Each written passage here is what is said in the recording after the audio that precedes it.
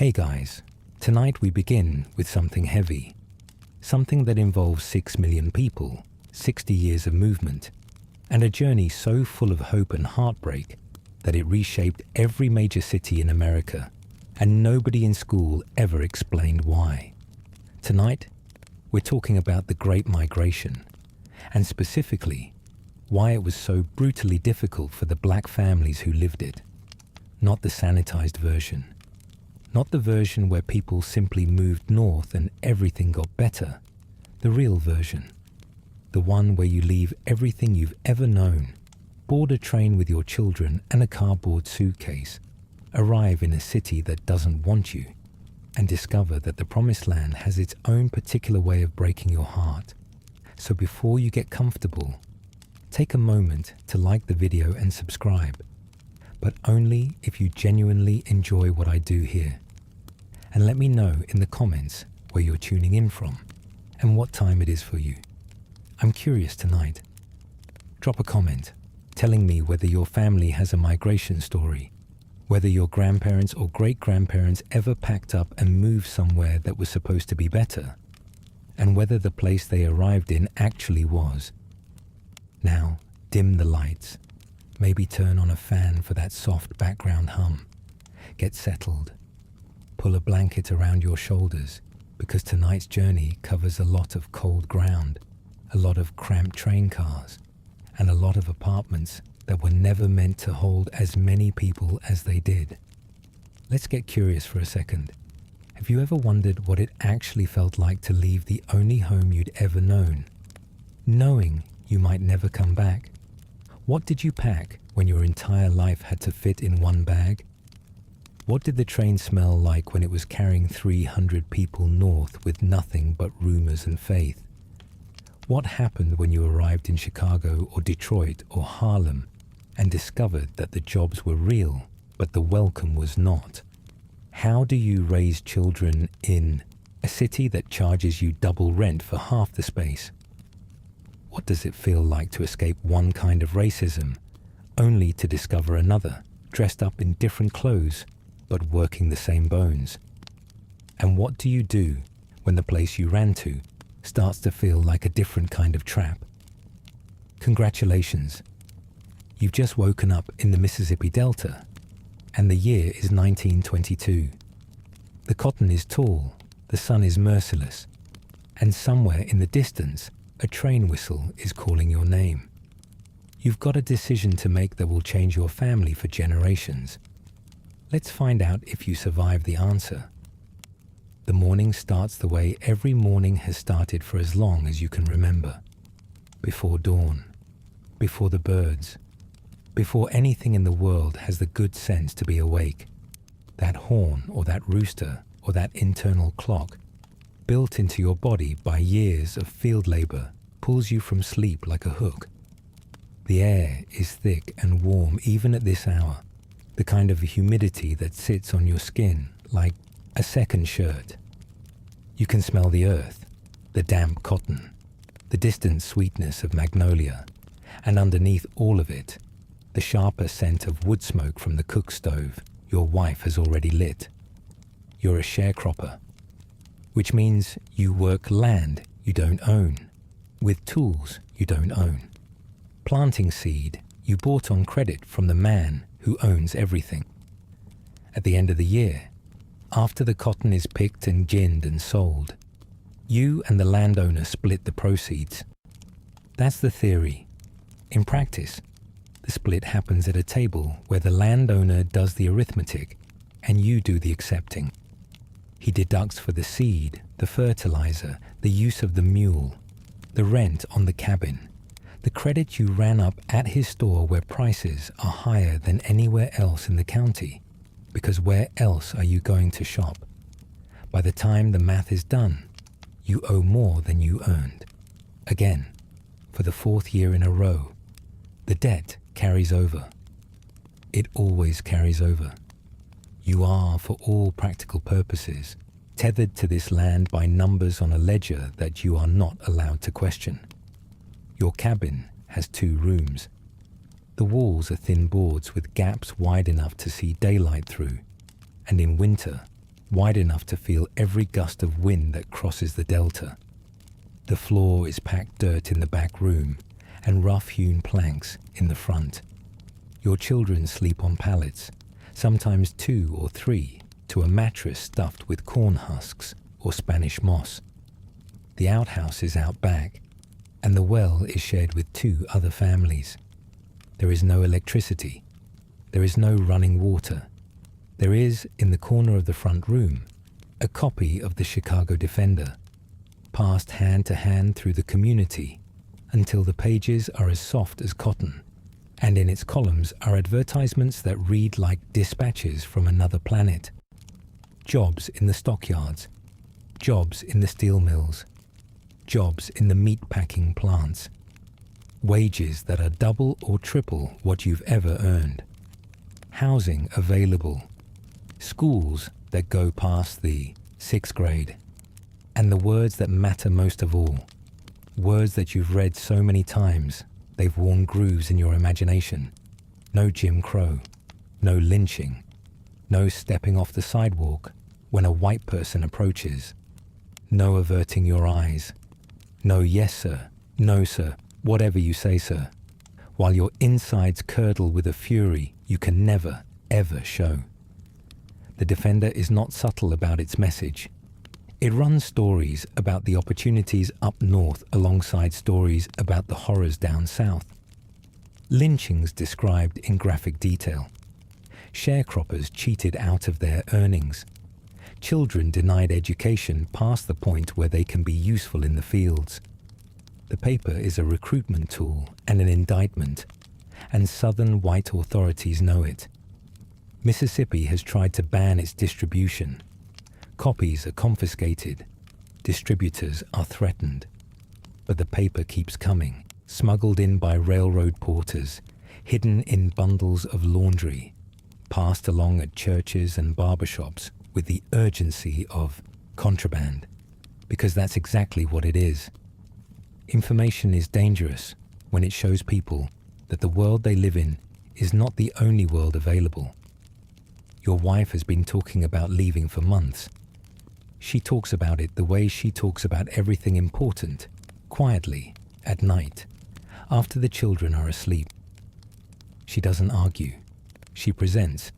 She mentions her cousin in Chicago, the one who writes letters about the apartment she shares with her husband, how the children go to a real school with actual textbooks. She mentions the woman at church whose brother-in-law sent a money order from Detroit that was more than anyone in the congregation makes in a month.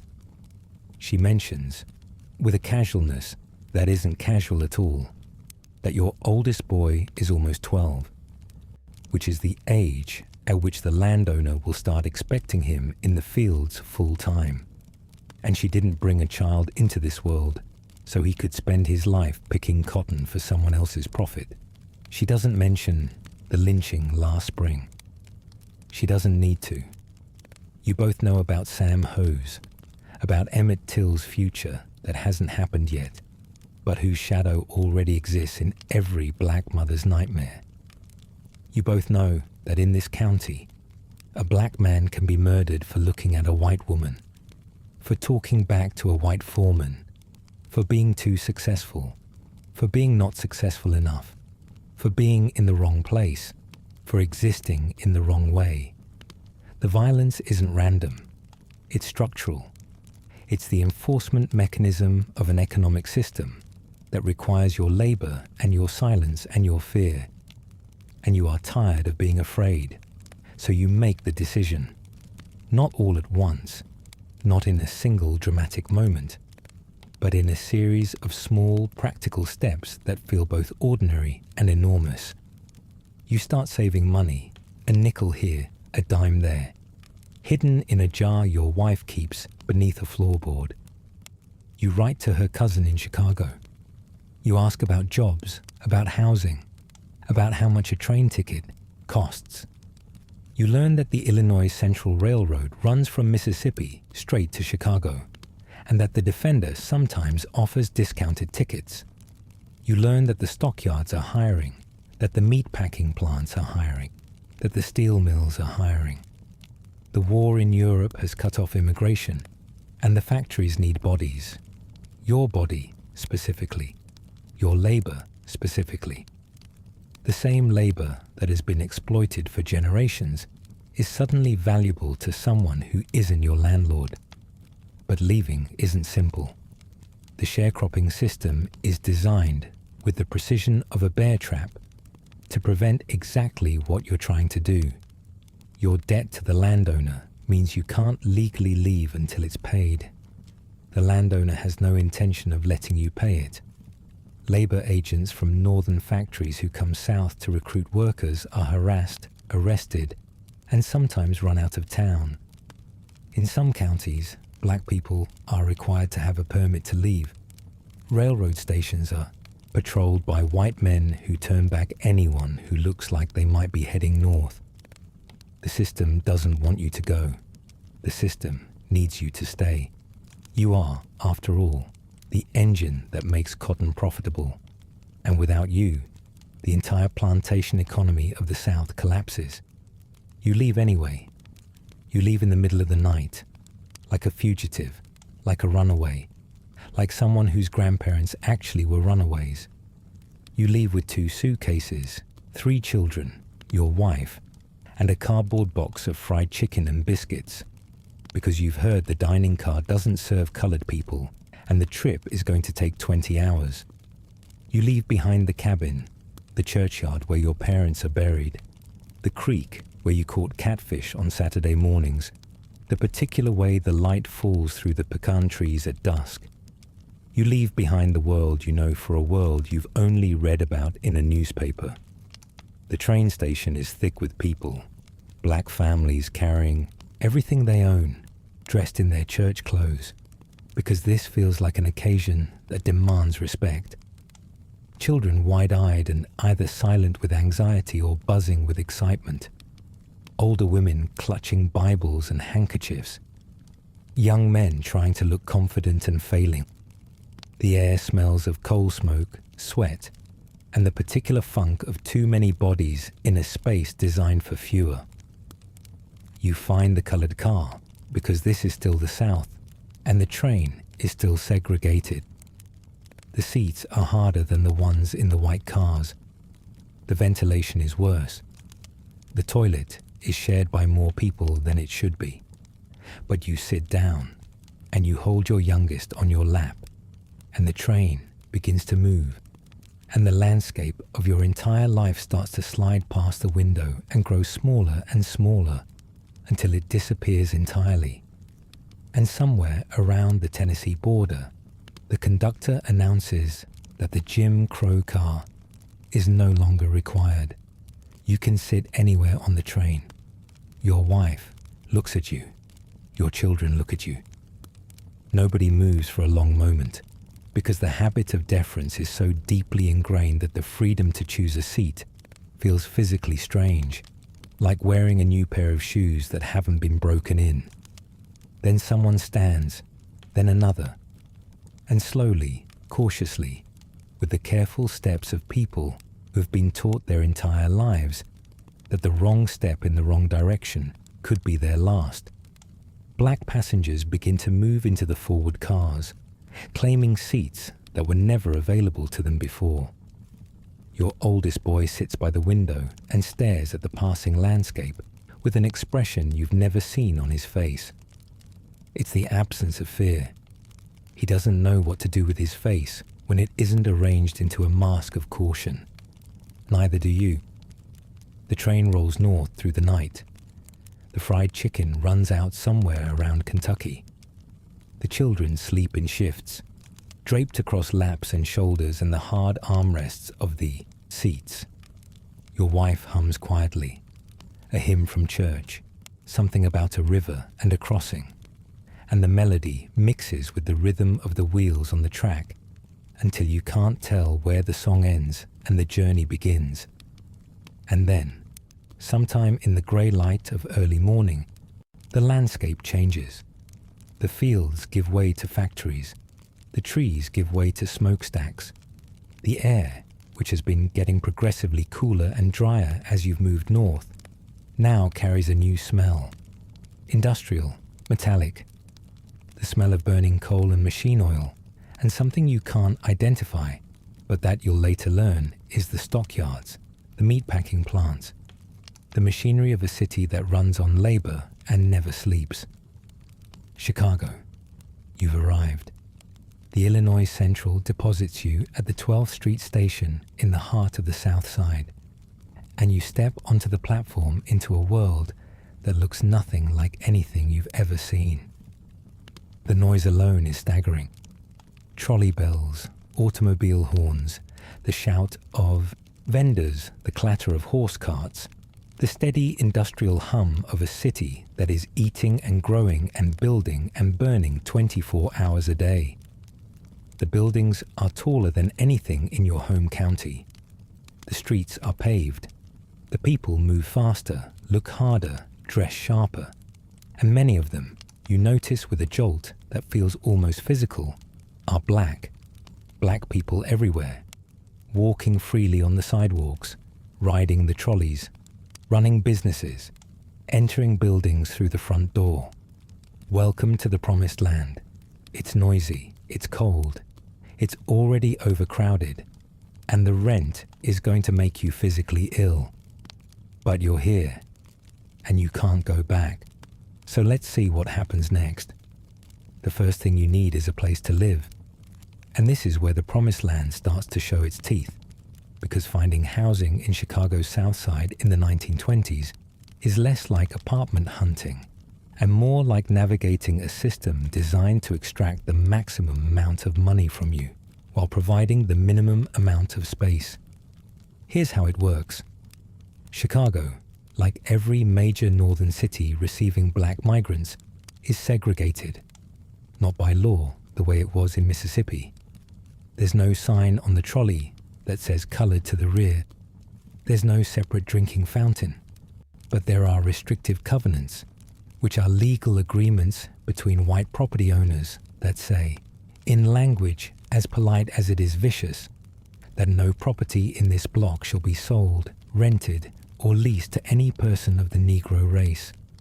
By the 1940s, 80% of the property in Chicago will be covered by these covenants. 80% of the city, legally off limits to you and your family, regardless of how much money you have or how good your credit is. So you're funneled into the Black Belt, a narrow strip of the South Side that runs roughly from 22nd Street to 63rd Street. And into this strip, the city is trying to fit every black person who lives in Chicago, including the tens of thousands who arrive every year from the South. The laws of supply and demand are cruel enough when they operate freely. When they're constrained by racism, they become obscene. Your cousin's apartment is in a building that was originally designed for one family. It now holds 6. The landlord, who may or may not live in the building, has subdivided the apartments into what are called kitchenettes. A kitchenette is exactly what it sounds like and worse. 1 room, sometimes 2, if you're lucky. A small cooking area, sometimes just a hot plate on a table. A shared bathroom down the hall, used by everyone on the floor. Walls made of the thinnest possible material, erected quickly and cheaply to carve one apartment into as many rental units as possible. You can hear every conversation, every argument, every crying baby, every late-night prayer through those walls. The rent for this kitchenette is more than you would pay for an entire house in Mississippi. Not slightly more, significantly more. Landlords in the Black Belt charge black tenants 30 to 50% more than they charge white tenants for comparable space elsewhere in the city. They can do this because you have nowhere else to go. The covenants see to that. You need a place to live tonight, and there are only so many blocks in the city where you're allowed to live, and every one of those blocks is already full. So you pay. You pay what they ask, and you squeeze your family into a room that measures 10 feet by 12, and you hang a sheet across one corner for privacy, and you put your suitcases under the bed because there's no closet, and you try to make it feel like home. The smell of a kitchenette building is distinctive and unforgettable. Cooking grease from a dozen different meals. The sharp chemical tang of the kerosene heaters that supplement the building's insufficient steam heat. The mustiness of old plaster and water-stained wood. The underlying sweetness of too many bodies in too little space. It's not a bad smell exactly. It's a human smell. It's the smell of people living as densely as the city will allow, making the best of circumstances that were never designed for their benefit. Your children share a pallet on the floor. Your wife cooks on a hot plate that makes the room unbearably warm in summer and barely warm enough in winter. The bathroom is at the end of the hall, and there's usually a line. The building has roaches, because every building in the Black Belt has roaches, and the landlord has no particular motivation to do anything about them, because what are you going to do? Move. Where? But here's the thing about those kitchenettes, that the statistics and the sociological studies don't capture. People made lives in them. They hung curtains. They put pictures on the walls. They cooked meals that filled the hallways with the smell of greens and cornbread and fried chicken. The same smells that had filled the cabins they'd left behind, because food is memory, and memory is survival. They kept their children's school clothes pressed and their shoes shined. They created order and dignity in spaces that were designed to deny them both. The kitchenette was a prison, yes, but it was also a home, because the people who lived in it refused to let it be anything less. Now let's talk about work, because you didn't come to Chicago to sit in a kitchenette. You came for a job, and the jobs are real. They're also, in almost every case, the jobs that nobody else wants. The stockyards are hiring. If you've never been inside a meatpacking plant, count yourself fortunate, because the experience involves smells and sights that will restructure your relationship with lunch. The Chicago stockyards in the 1920s process millions of animals a year, and the killing floor is exactly as graphic as the name implies. You stand for 10 to 12 hours in conditions that are wet, cold, and dangerous, wielding knives and hooks, and doing work that leaves your hands raw and your clothes soaked in blood and fat. The pay is better than anything you've ever earned. It's also less than what the white workers on the floor earn, because there's a pay differential that nobody talks about officially, but everybody understands. The steel mills are hiring. The blast furnaces of Gary and South Chicago burn at temperatures that make a Mississippi summer feel like a mountain breeze. You shovel slag, pour molten metal, and breathe air thick with particles that will settle in your lungs and stay there for decades. The work is grueling, dangerous, and essential, because somebody has to make the steel that's building the skyscrapers and the railroad tracks and the automobiles that are transforming America. And that somebody, increasingly, is you. The domestic service industry is hiring, and this is where your wife enters the economic picture. Black women in northern cities are overwhelmingly channeled into domestic work. Cooking, cleaning, laundering, childcare, the same work that their mothers and grandmothers did during slavery, and that their daughters will be pressured to do for decades to come. The pay is better than in the South, but the hours are long, the work is invisible, and the relationship with white employers is saturated with a condescension that many black women find harder to endure than the physical labor itself. In the South, at least, the contempt was overt. In the North, it wears a smile. But the money is transformative. A black man working in the stockyards or the steel mills can earn in a week what he earned in a month in the Delta. A black woman doing domestic work can send money home to Mississippi, save for her children's school clothes, and still have enough left over to put a few coins in the church collection plate on Sunday. The economic upgrade is real, and it matters. It matters for the families who experience it, and it matters for the communities they left behind because the money flows south in letters and money orders that fund the next wave of migration. But the money comes with costs that aren't printed on the paycheck. The physical toll of factory work is severe. Black workers are disproportionately assigned to the most dangerous jobs, the ones closest to the furnaces, the heaviest lifting, the most toxic exposures. Workplace injuries are common. Compensation is rare.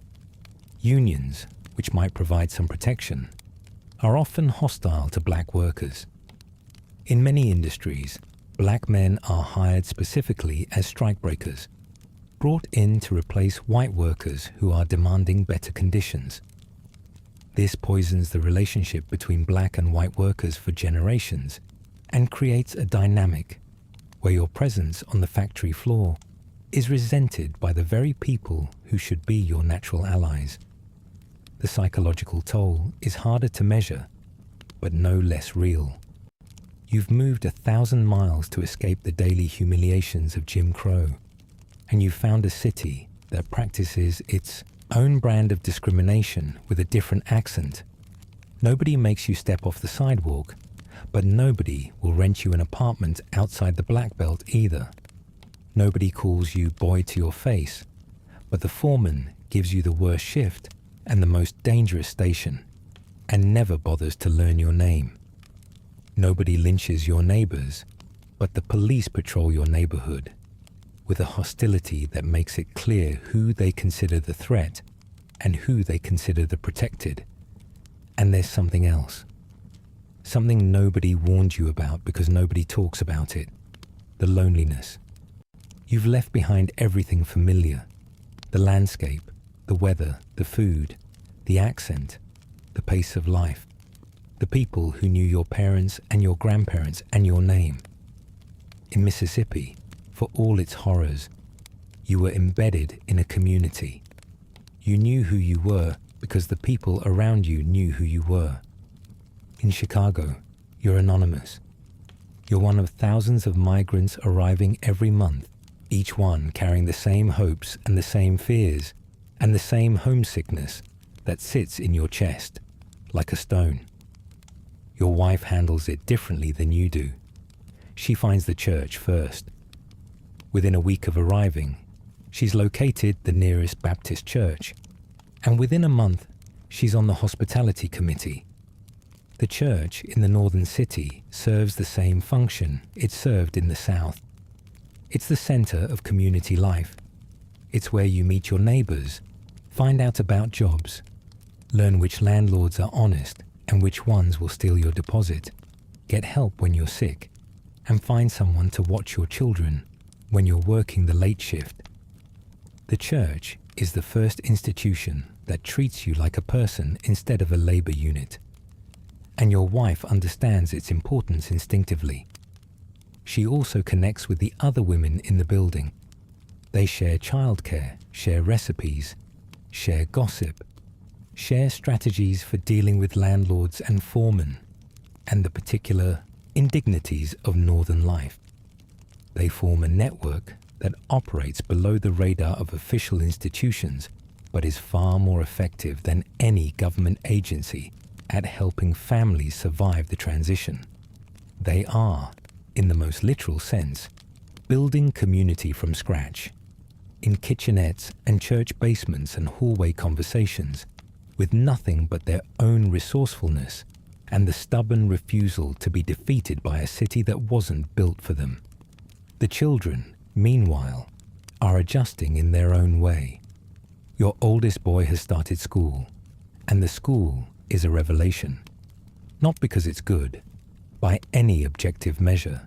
The schools in the Black Belt are underfunded, overcrowded, and staffed by teachers who are sometimes openly contemptuous of their Southern students.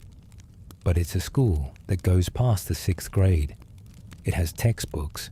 It has a library. Your son is learning things that were never available to him in Mississippi. And the look on his face when he brings home a book, an actual book, borrowed from the school library. is a look that repays every hardship of the journey, but the school also introduces your children to a new set of social challenges. Kids from the South are mocked for their accents, their clothes, their manners. The children who've been in Chicago longer, whose parents arrived a few years or a decade earlier, form social hierarchies that place the newest arrivals at the bottom. Your son comes home one day with a bloody lip and a new vocabulary word that one of the city kids taught him.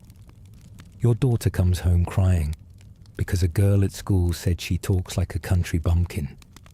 These are small wounds, but they accumulate, and they teach your children something complicated about identity. They are too southern for the north and eventually too northern for the south. They belong everywhere and nowhere, which is the particular condition of the migrant child. Let's talk about the Red Summer, because it's 1919 and the welcome mat, such as it was, has been pulled violently from under your feet. The Great Migration has been underway for only a few years, and already the backlash is ferocious. White workers resent the competition for jobs. White neighborhoods resent the pressure on housing. White politicians resent the growth of black voting power. And in the summer of 1919, all of that resentment erupts into the worst period of interracial violence the country has ever seen. In Chicago, the spark is a 17-year-old black boy named Eugene Williams, who is swimming in Lake Michigan on a hot July afternoon. He drifts across the unofficial, unmarked, invisible line that separates the black swimming area from the white swimming area. A white man on the shore throws rocks at him. Williams drowns. When a white police officer refuses to arrest the stone thrower and instead arrests a black man on a white bystander's complaint, the South Side explodes. For 13 days, Chicago burns. White mobs invade black neighborhoods. Black residents fight back. 38 people are killed. Over 500 are injured. More than 1,000 black families are left homeless, their belongings destroyed, their kitchenettes ransacked or burned. The National Guard is called in. The stockyards shut down. The city's thin veneer of northern civility cracks wide open, and what's underneath looks disturbingly familiar to anyone who thought they'd left this kind of violence behind in Mississippi. The Chicago riot is not an isolated event. In the summer of 1919, racial violence breaks out in more than 24 cities: Washington, D.C., Elaine, Arkansas, Knoxville, Tennessee, Omaha, Nebraska. The pattern is consistent. White mobs attack black communities. Black communities, increasingly, fight back. The violence is driven by the same forces everywhere: economic competition, housing pressure, and the fundamental white refusal to accept black people as neighbors, co-workers, or citizens. For the families who've just arrived from the South, the Red Summer is devastating. You left Mississippi to escape racial violence, and now you're huddled in a kitchenette while mobs roam the streets outside. Your wife clutches the children. Your neighbors board up the windows. Someone in the building has a gun. The church is organizing a relief effort, and you sit in the dark, listening to the sounds of a city tearing itself apart, and you wonder, not for the first time and not for the last, whether the promised land was ever anything more than a promise. But you stay. Of course you stay. Because what's the alternative? Going back to Mississippi, where the lynching trees are still standing and the sharecropper's ledger still reads 0 at the end of every year. You stay because the riot is temporary and the progress, however incremental, is real. Your children are in school. Your paycheck, however modest, is yours. And the vote. You can vote in Chicago. You can walk into a polling place and cast a ballot for a candidate who might actually listen to you, and nobody is going to shoot you for it. That alone is worth a riot. That alone is worth everything. But let's be honest about what daily life in the northern city actually looks like. day after day, year after year, because the grand narrative of the Great Migration, the sweep of millions of people across a continent, sometimes obscures the grinding, repetitive, soul-wearing details of ordinary existence. Monday morning. The alarm goes off at 4:30. You dress in the dark because your wife is still sleeping and the children are piled together on the bed like puppies, warm and tangled and oblivious. You eat standing up. Cold biscuit, maybe a piece of fatback, a cup of coffee made on the hot plate. You walk to the trolley stop in a darkness that smells like coal and frost. The trolley is crowded with men who look like you, black men heading to the stockyards or the mills or the foundries. Their faces set in the expression of people who are saving, their energy for work that will demand all of it and more.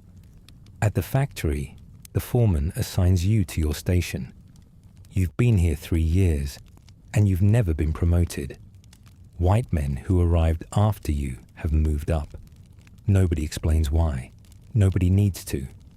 The explanation is your skin, and it's the same explanation for everything that doesn't work in your life. The pay differential, the worst shift assignments, the most dangerous stations, the overlooked promotions, the casual disrespect, all of it traceable to the same cause, as consistent as gravity and as invisible to the people who benefit from it. You work your shift, 8 hours if you're lucky, 10 or 12 if they're running overtime, which they always are because the factories are feeding a war machine or a consumer economy, or whatever the current engine of American prosperity requires, and that engine requires your body. You operate machinery that can take a finger or a hand or an arm if you lose focus for a second. You breathe air that tastes like metal and chemicals and smoke. You sweat through your clothes and feel the ache settle into your lower back, your shoulders, your knees. The ache is your companion. It goes home with you and wakes up with you and never, ever takes a day off. After your shift, you walk back to the trolley. The streets of the South Side at 6 in the evening are loud with life. Children playing on the sidewalks because the apartments are too small to contain them. Women leaning out of windows, calling their kids home for dinner. Old men on stoops, playing checkers or dominoes and arguing about nothing and everything.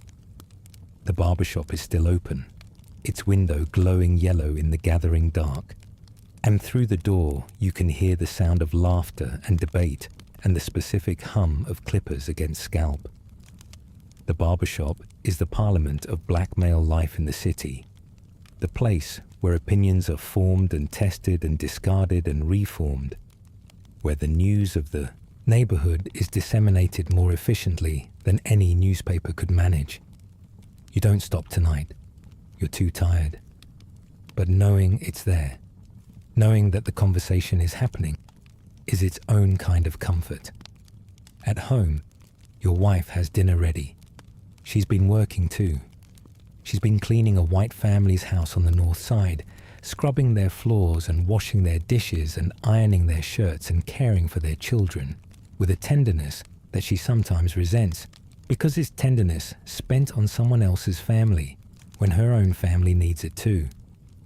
She doesn't complain. She does what black women have always done, which is everything. She maintains the household, raises the children, manages the money, nurtures the marriage, sustains the community, and absorbs the stress. And she does it all with a competence so total that it's mistaken for effortlessness. Dinner is greens and cornbread and a piece of smoked neck bone that has been simmering on the hot plate all day, filling the kitchenette with a smell that is simultaneously southern and urban, and uniquely, irreplaceably, home. You eat together, the whole family crowded around the small table or perched on the edge of the bed, and for a few minutes the world contracts to just this, just the food and the family and the warmth and the conversation that ranges from school reports to neighborhood gossip to whether the White Sox have a chance this year. After dinner, the children do homework by the light of a single lamp. Your daughter is reading a book for school, something about pioneers heading west, and she looks up and asks you if your family was ever pioneers. You tell her yes. You tell her that her grandparents crossed more dangerous territory than any covered wagon, that they came from a place as foreign as the frontier and arrived in a city as wild as any frontier town. She doesn't fully understand, but she will. Someday she will. Tuesday is the same. Wednesday is the same. Thursday brings a letter from your mother in Mississippi, written in the careful hand of someone who learned to write late in life. She reports on the weather, the garden, the church. She mentions that Cousin Willie's boy got in trouble again. She asks when you're coming to visit. She doesn't mention that she's getting old, but the handwriting tells you. It's shakier than last time. You fold the letter and put it with the others in a shoebox under the bed, and you think about the distance between here and there. And the distance feels like it's growing every year, even though the miles stay the same. Friday night is the night the South Side comes alive. The clubs open. The music starts. This is the golden age of Chicago blues, and the men making the music are the same men who work in the factories during the day. Muddy Waters was a sharecropper in Mississippi before he was the father of Chicago blues. Howlin' Wolf drove a tractor. Little Walter worked in the cotton gin. They brought there, plugged in their guitars and turned the plugged in their guitars and turned the volume up and invented something new. The blues they play on Friday nights in the clubs on 47th Street and State Street is the sound of the Great Migration made audible. It's the sound of loss and longing and defiance and joy, all compressed into 12 bars and a bent note. And when you hear it, when you really hear it, you hear your own story coming back to you through a speaker. Saturday is for errands and church preparation. Your wife spends the morning at the market, comparing prices, stretching the budget, performing the weekly miracle of feeding a family on wages that were never designed to support one. She buys greens, sweet potatoes, flour, lard, a chicken if the money allows, maybe some neck bones or oxtails if it doesn't. She knows every vendor at the Maxwell Street Market, knows who gives honest weight and who cheats, knows which butcher will throw in an extra piece of fat back if you smile at him right. She's a diplomat and an economist and a nutritionist, and she does it all in heels because she refuses to leave the house looking anything less than put together, because appearance is armor in a city that judges you on sight. Sunday morning is church, and church is everything.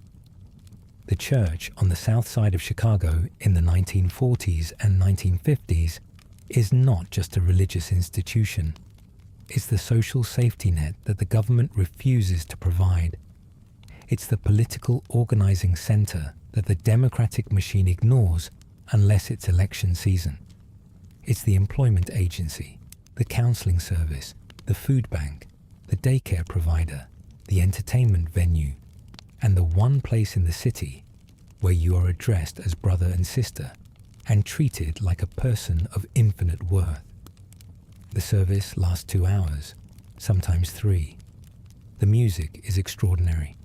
The choir sings with a power that vibrates the floorboards and rattles the windows, a sound that borrows from the spirituals that sustain people through slavery and updates them with the energy of a people who have traveled 1,000 miles and survived every obstacle that a hostile country could throw at them. The pastor preaches about deliverance, about perseverance, about the God who brought the Israelites out of Egypt and who will somehow bring justice to the south side. The congregation responds with amens and hallelujahs and yes lords that are neither performative nor passive, but are instead the sound of people who believe, who need to believe that the suffering has a purpose and the journey has a destination. After church, there's a fellowship meal in the basement, and for an hour or two, the community reconstitutes itself around food and conversation and laughter. Children chase each other between the folding tables. Women compare recipes and exchange news about who's sick and who's pregnant and who's looking for work. Men talk about the factories and the union and the alderman who's up for re-election and the new building going up on the corner and whether it's a good sign or a bad one. The church basement is the public square of Black Chicago, the place where information flows and relationships are maintained, and the community's sense of itself is renewed and reinforced. This weekly rhythm, this cycle of work and worship and family and community, is the heartbeat of the Great Migration. It's not dramatic, it's not photogenic, it won't make it into the history books, but it's the substance of 6 million lives, the texture of an experience that statistics can count but never capture. The Great Migration was not just a demographic event. It was 6 million individual stories, each one as specific and as consequential as a fingerprint.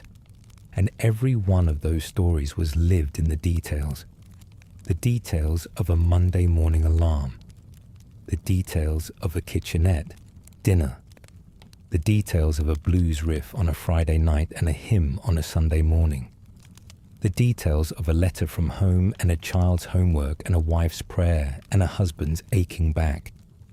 These are the things that made the Great Migration difficult, not just the systemic forces, though those were enormous, not just the racism, though that was constant, but the sheer, relentless, cumulative weight of building a life from scratch in a place that wasn't built for you. The weight of maintaining hope when the evidence against it was overwhelming. The weight of keeping a family together when every economic and social force was trying to pull it apart. The weight of being human in a system that preferred to treat you as a unit of labor, or a line on a census, or a problem to be managed. The families who made the Great Migration carried that weight every day. To the factory and the kitchen and the schoolhouse and the church. They never put it down, because there was nowhere to put it.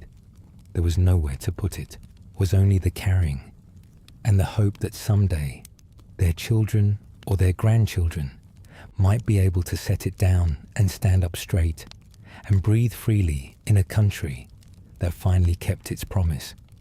Let's talk specifically about what the migration looked like for black women, because the standard telling focuses on men and factories, and that's only half the story.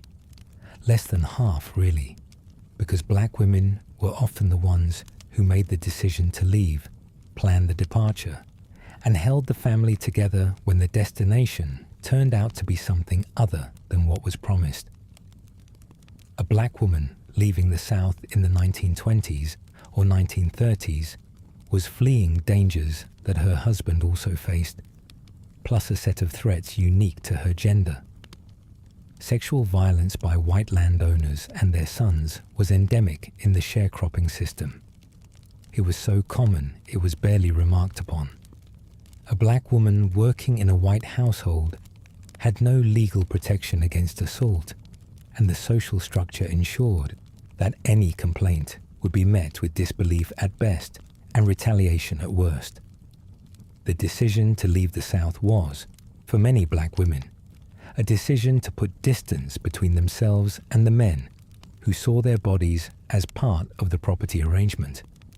In the North, black women found more safety from sexual violence, but encountered a labor market that was, if anything, more constrained than the one available to black men. Factory work, which offered black men their best wages, was largely closed to black women until World War II. Before the war, the overwhelming majority of employed black women in northern cities worked in domestic service. cooking, cleaning, laundering, and childcare for white families. The work was intimate, exhausting, and freighted with a power dynamic that echoed slavery in ways that were hard to ignore and impossible to escape. A black woman doing domestic work in a white household on the North Shore of Chicago in 1935 gets up before dawn, rides the trolley for an hour, arrives at a house larger than the entire building she lives in, and spends the day scrubbing floors, polishing silver, ironing sheets, and tending to children who call her by her first name, while she calls their mother Mom. She is paid enough to survive, but not enough to prosper. She eats her lunch in the kitchen, after the family has eaten, using dishes set aside specifically for the help. If she is sick, she comes to work anyway, because there is no sick leave, and 100 other women would take her position tomorrow. And yet, this woman is also a strategist. She is studying the house she cleans, learning how a middle-class household operates, absorbing information about nutrition, hygiene, education, and domestic management that she will apply to her own family. She is watching how white children are raised, what resources are available to them, what expectations are placed on them, and she is mentally cataloguing the differences between their lives and her children's lives. She uses what she learns. She insists on proper grammar at her own dinner table. She saves for encyclopedia sets. She makes sure her children's clothes are pressed and their shoes are shined and their homework is done before anything else happens in the evening. She is, in the most strategic sense, mining the white household for information and applying it to the project of her own family's advancement. The Domestic Workers Network is one of the most powerful and least recognized institutions of the Great Migration era. Black women who work in white households share information constantly. They know which employers pay well and which ones cheat. They know which neighborhoods are hiring and which ones are laying off. They know which stores give fair prices and which ones inflate. They pass this information through church networks, through building hallways, through the informal gatherings that happen when women share a trolley ride home at the end of a long day. This network operates entirely outside the formal economy, outside the attention of sociologists and historians, and it is, quite literally, the infrastructure that keeps thousands of families from going under. Your wife is part of this network. She's been part of it since the first week you arrived in Chicago, when she introduced herself to the woman in the next kitchenette and discovered that they were both from Mississippi, and both had husbands who worked the stockyards, and both had children under the age of 10. That single connection branched into a dozen more, and within a year your wife knew more about the practical workings of the South Side than you could learn in a decade. She knows who to call when you're sick, where to take the children when the school closes for a burst pipe, which alderman's office will actually return a phone call, and where to find a halfway decent dentist who won't charge more than you can afford. She has built a social safety net out of nothing but relationships, and it has saved your family more times than you know. Now let's talk about what the schools actually looked like, because the promise of education is the single most common reason that families give for making the move, and the reality of northern education is more complicated than the brochure suggested. The schools in the Black Belt are segregated, not by law, because this is the North and segregation is officially illegal, but by geography. The schools serve the neighborhoods they're in, and the neighborhoods are segregated, so the schools are segregated. And the schools that serve black neighborhoods are, without exception, the worst funded, most overcrowded, and least maintained schools in the city. Your children attend a school that was built 40 years ago for half the number of students it currently holds. The classes have 40 to 50 students each, The textbooks are outdated, hand-me-downs from white schools that upgraded. The building itself is in poor repair. The roof leaks. The heating is unreliable. The playground is a patch of concrete surrounded by a chain-link fence. There is one nurse for the entire school, and no librarian at all during the years when the budget is tightest. The teachers are a mixed blessing. Some are extraordinary, black women and men who see teaching in these schools as a calling, and who pour themselves into their students with a dedication that borders on the heroic. They stay late. They buy supplies with their own money. They tutor children who are struggling. They create order and beauty in classrooms that the school board has abandoned. These teachers are the difference between a child who graduates and a child who drops out, and they are consistently under-recognized and underpaid. Other teachers are tired, cynical, and in some cases openly contemptuous of their students. They've absorbed the narrative that black children, especially those from the South, are inherently less capable, and they teach accordingly. They maintain order through fear rather than engagement. They lower expectations to the point where passing is possible, but learning is optional. These teachers are not monsters. They are products of a system that has never invested in the communities they serve, and that treats the education of black children as a budgetary afterthought, rather than a moral imperative. Your children navigate this landscape with a resourcefulness that mirrors your own.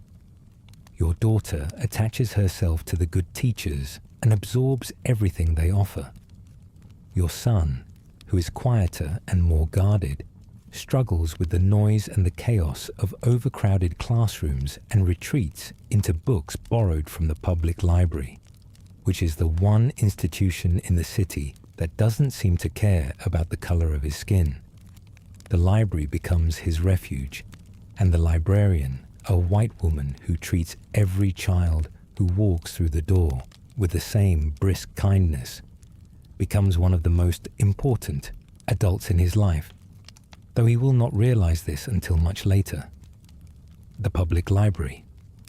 Let's linger here for a moment, because the public library is one of the unsung heroes of the Great Migration. In a city where nearly every institution is organized around the principle of racial exclusion, the library is open to everyone. The branch library in the Black Belt is small and underfunded, but it's there, and it's free. And for the children of migrants who grew up in places where a library was not even a concept, it is genuinely transformative. The shelves hold the same books that sit in the libraries of wealthy white suburbs. The fiction section doesn't care about your neighborhood. The science books don't ask about your father's occupation. The encyclopedia treats your curiosity as valid regardless of your zip code. For many children of the Great Migration, the public library is the first place where the playing field is actually level, and the reading habits formed in those small, crowded branch libraries ripple outward for generations.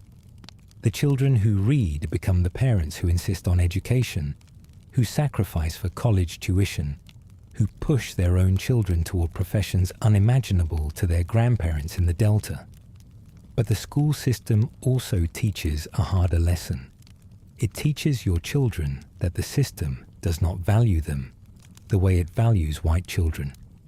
It teaches this not through explicit statements, but through the visible, tangible differences between their school and the schools in white neighborhoods. The white schools have new textbooks. The white schools have science laboratories. The white schools have gymnasiums and auditoriums and cafeterias that serve hot food. Your children's school has none of these things, and the absence speaks louder than any textbook. Your children learn, long before anyone tells them explicitly, that the city has made a decision about what they deserve, and that decision is less. This knowledge is corrosive. It eats at confidence and ambition the way rust eats at iron, slowly and steadily, and from the inside out. Some children respond with defiance, working harder, studying longer, refusing to accept the limitations imposed on them. Others respond with resignation, absorbing the message that the system is sending and adjusting their expectations downward. Both responses are rational. Both responses are survival strategies. And the fact that children should have to develop survival strategies for navigating a school system is, in itself, an indictment of everything the Great Migration was supposed to escape. Let's talk about the police. Because the police in northern cities represent a particular kind of difficulty for black families. One that is different from southern violence, but no less constant and no less damaging. In the South, the threat of violence was decentralized. It could come from the clan, from a landowner, from a random white man on the street. It was terrifying in its unpredictability. In the North, the threat of violence is centralized and uniformed. The Chicago Police Department in the 1940s and 1950s treats the Black Belt as occupied territory. Officers patrol in pairs, armed and aggressive, and their interactions with black residents are characterized by suspicion, contempt, and casual brutality. Your son is stopped on his way home from school. He's 13. He's carrying a book bag. The officer wants to know where he's going, where he's been, what's in the bag. Your son answers politely because you have drilled into him, with the ferocity of a parent who understands that the wrong answer can be fatal. The protocol for interacting with police. Yes, sir. No, sir. Hands visible. No sudden movements. Make yourself small. Make yourself unthreatening. Survive the encounter. He comes home and tells you about it, and you feel something that is both familiar and bottomless. You left Mississippi to escape this. You moved 1,000 miles so that your children wouldn't have to learn the choreography of deference. And here you are, teaching your son the same survival skills that your parents taught you, adjusted for a northern setting. In Mississippi, the danger came from white civilians. In Chicago, it comes from the state. The costume is different. The dance is the same. This is the talk, the conversation that every black parent in America has with their children, and that has been happening since the first black families arrived in northern cities and discovered that the police were not there to protect them. The talk is not about obedience. It's about survival. It's the transmission of a survival manual from one generation to the next, updated for local conditions but rooted in the same fundamental reality. Your body is perceived as a threat. Your presence is treated as suspicious. Your rights are theoretical until they're tested, and testing them is dangerous. Learn the rules, follow the rules, come home alive. The talk is one of the most emotionally devastating aspects of the Great Migration experience, because it represents the shattering of the illusion that the North is fundamentally different from the South. The North is different. In many ways, it's better. But the fundamental relationship between black bodies and state authority is the same. And the recognition of this sameness, the moment when a parent realizes that their child is no safer from uniformed violence in Chicago than in Mississippi, is a grief that has no comfort and no resolution. Let's talk about the union question, because this one cuts deep, and it illustrates something fundamental about the Great Migration experience. The labor movement, which is supposed to be about solidarity and collective power, is also, for much of the 20th century, an instrument of racial exclusion. Many of the major trade unions in northern cities explicitly bar black members. The plumbers, the electricians, the carpenters, the skilled trades that offer the best wages and the most job security. These unions operate as white guilds. They control apprenticeships, which means they control access. No black apprentices, no black journeymen, no black members. The unskilled industrial unions are somewhat more open, but even there the relationship is complicated. Black workers are admitted, but they're assigned to the worst locals, given the least desirable shifts, and excluded from leadership positions.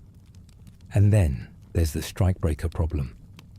Northern factory owners learn quickly that black workers from the South, desperate for employment and excluded from unions, make ideal strikebreakers. When white workers go on strike, the factory brings in black workers to keep the lines running. This is not the black workers' choice. They're hired because they need jobs and because the union won't let them join. But the effect is devastating for race relations on the factory floor. White workers see black workers as scabs, as enemies of labor solidarity, as tools of management. Black workers see white unions as yet another institution that exists to keep them down. Both perceptions contain truth, and the resulting animosity poisons workplace relations for generations. Your experience at the stockyards illustrates this perfectly. You arrived and were hired within a week, which felt like a miracle. What you didn't know was that the packing house had recently had a labor dispute, and that part of the reason they hired you so quickly was to send a message to the white workforce. You're not a scab in the traditional sense. The strike is over. But the white workers on the floor remember, and they treat you accordingly. Not with overt hostility most of the time, but with a cold indifference that makes clear you're tolerated, not welcomed. The irony is thick enough to cut. You've escaped a system in Mississippi where your labor was exploited by a white ruling class. You've arrived in Chicago, where your labor is still exploited by a white ruling class. Except now there's also a white working class that resents you for being exploited. The solidarity that should exist between workers of different races is undermined at every turn by employers who profit from racial division and by unions that elevate racial identity over class interest. You and the white man at the next station do the same work for different pay, face the same dangers, and have the same boss. You should be allies. Instead, you're strangers at best and enemies at worst. And the boss is counting on exactly that arrangement. Let's step outside the factory and the apartment and talk about the physical city, because the physical environment of northern life is its own kind of difficulty. Summer in Chicago. You thought you knew heat. You grew up in Mississippi, where the summers are legendary for their suffocating intensity. But Mississippi heat comes with space. You can step outside and feel a breeze cross the open land. You can sit under a tree and find shade that actually cools. You can walk to the creek and put your feet in the water. Summer in the Black Belt is a different animal. The heat collects between the buildings and sits there, motionless, like something alive and hostile. The brick and concrete absorb the sun all day and radiate it back all night. Your kitchenette, which is cramped in winter, becomes unbearable in July. The hot plate raises the temperature another 10 degrees. The walls are too thin to insulate, but too thick to breathe through. The one window opens onto an air shaft that channels the smell of every other kitchen in the building directly into your room. Sleep becomes a negotiation with the heat, a nightly surrender to discomfort that leaves you exhausted before the day even starts. The children flood the streets because the apartments can't hold them.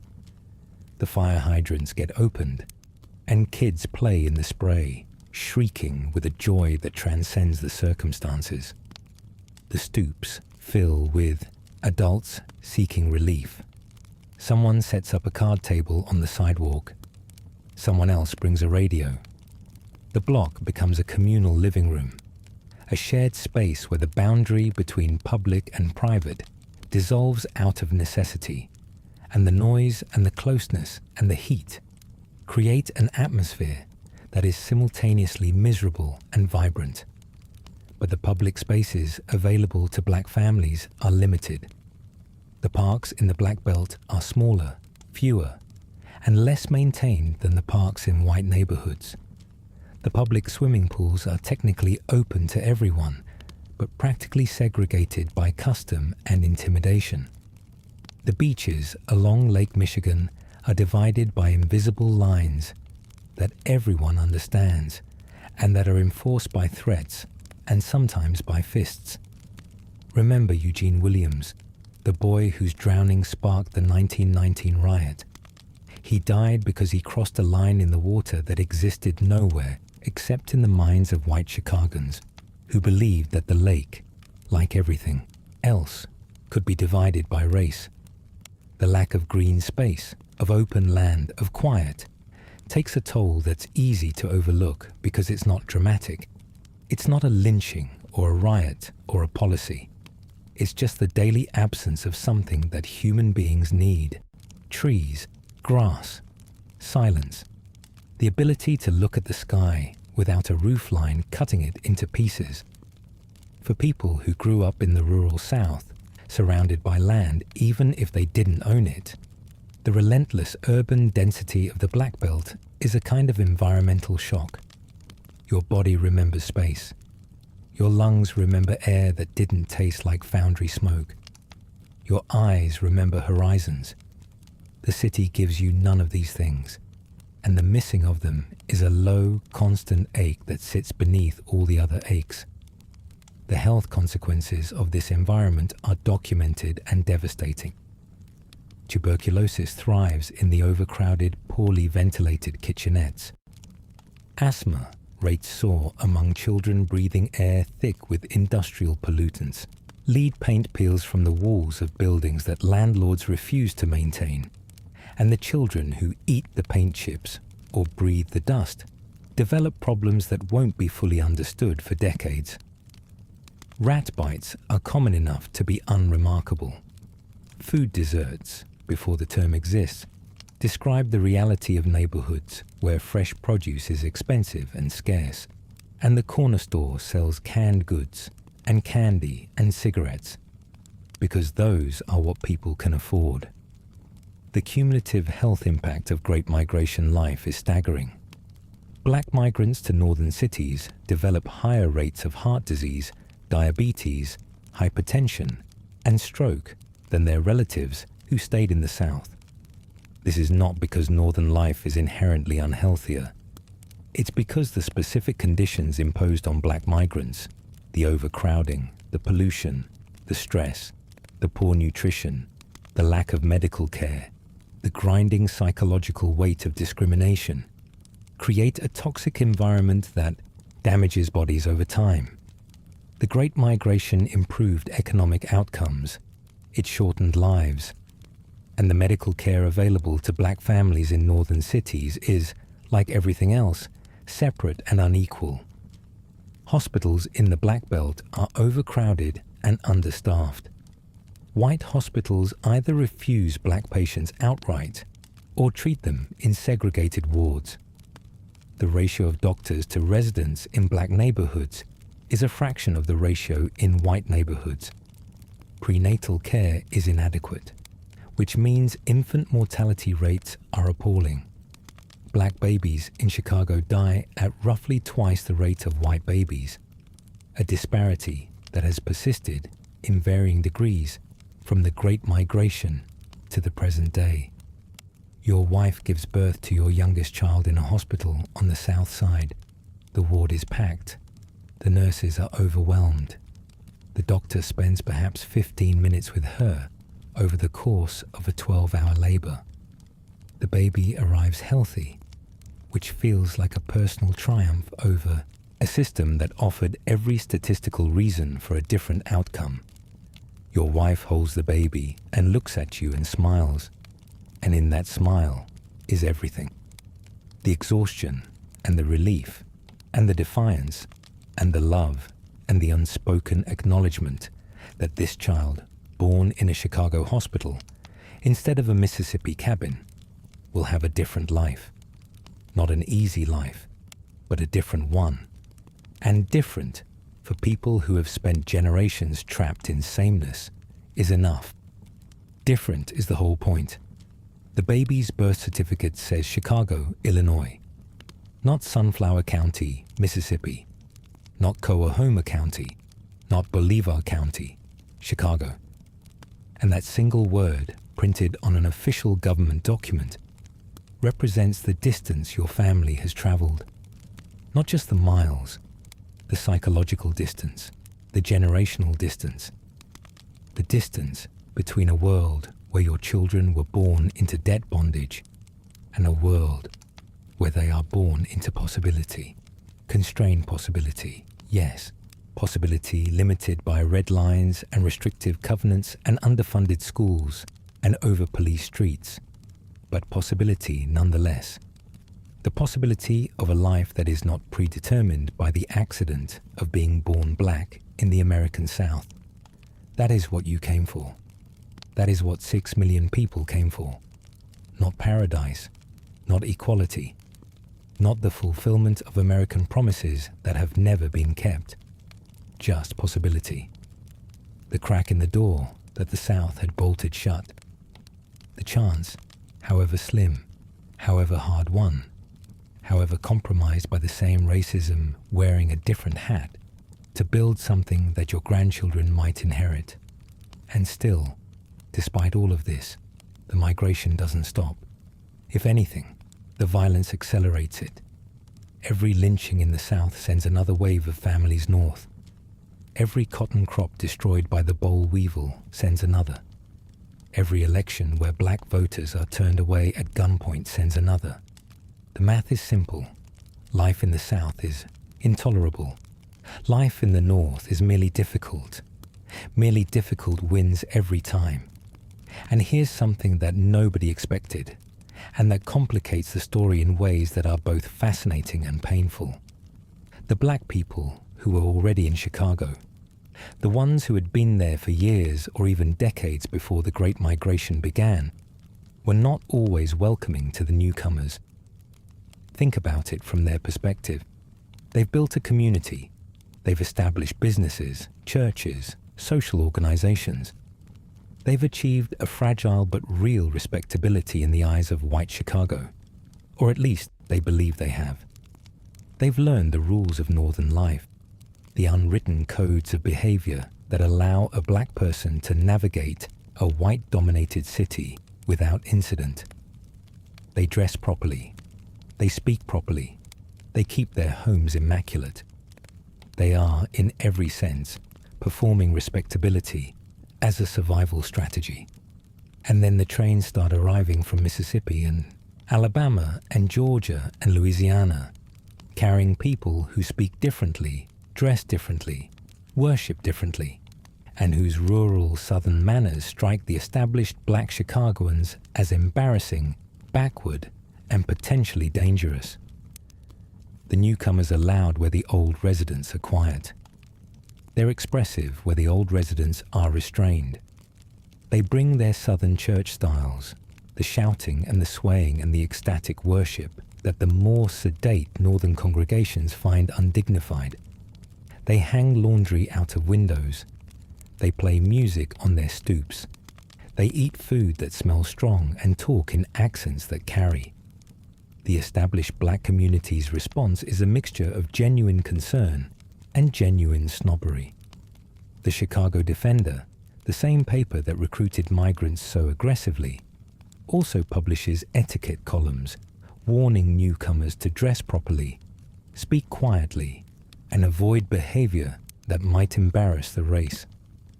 The Urban League distributes pamphlets with titles like Tips for the Newcomer that explain how to behave in a northern city. Don't wear head rags on the street. Don't hang laundry from windows. Don't speak loudly on the trolley. The message is clear. You're welcome, but please act like you belong here, which means acting less like where you came from. This tension between old settlers and newcomers is one of the least discussed and most painful aspects of the Great Migration. It creates divisions within the black community that mirror, in uncomfortable ways, the divisions that white society imposes from outside. The established residents are afraid that the newcomers will undo the progress they've made. The newcomers are hurt and bewildered by the coldness of people they expected to be allies. Both groups are right, in their way, and both groups are dealing with the impossible task of building a unified community under conditions of external oppression and internal strain. But communities get built anyway. That's the thing about black people in America. The obstacles are enormous, the conditions are terrible, and the community gets built anyway. On the south side of Chicago, in Harlem, in Detroit's Paradise Valley, in the Hill District of Pittsburgh, black migrants and black old-timers eventually create something remarkable.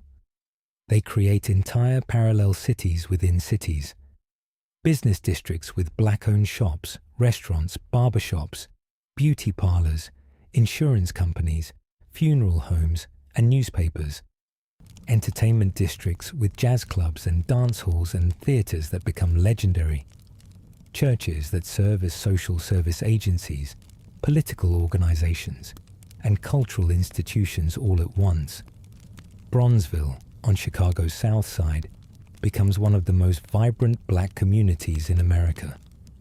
At its peak, it's home to some of the most important black cultural institutions in the country: the Savoy Ballroom, the Regal Theatre, the offices of the Chicago Defender, the headquarters of the National Urban League. Muddy Waters brings the blues up from Mississippi and electrifies them, literally, plugging in his guitar and creating a sound that will eventually become rock and roll. Richard Wright sits in a kitchenette and writes Native Son, a novel about a young black man suffocated by the very conditions Wright can see from his window. The cultural flowering is real and magnificent, but it blooms in soil poisoned by segregation, and the poison seeps into everything. The same restrictive covenants that created the Black Belt also created the conditions for Bronzeville's density and energy, the way a compressed spring stores more power. The brilliance of black cultural production during the Great Migration is inseparable from the injustice that concentrated it. The art comes from the pressure. The music comes from the pain. The community comes from the exclusion. This is not a contradiction. It's the central paradox of black American life. Now let's jump forward, because the Great Migration has a second act, and the second act is even bigger than the first. If the first wave of migration, from roughly 1910 to 1940, moved about 1.5 million black people north, the second wave, from 1940 to 1970, moved 5 million more. World War II is the engine of this second phase. The defense industry needs workers. The draft has taken millions of men off the factory floor. Executive Order 8802, signed by President Roosevelt in 1941 under pressure from black labor leader A. Philip Randolph, theoretically bars racial discrimination in defense industries. The factories are open, the trains are running, and the South, if anything, has gotten worse. The second wave of migrants is different from the first.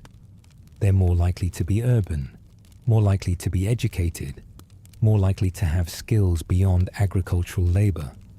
They head not just to Chicago and New York and Detroit, but to Los Angeles, Oakland, San Francisco, and the entire West Coast, where the ship defense industry has created enormous shipyards and aircraft factories.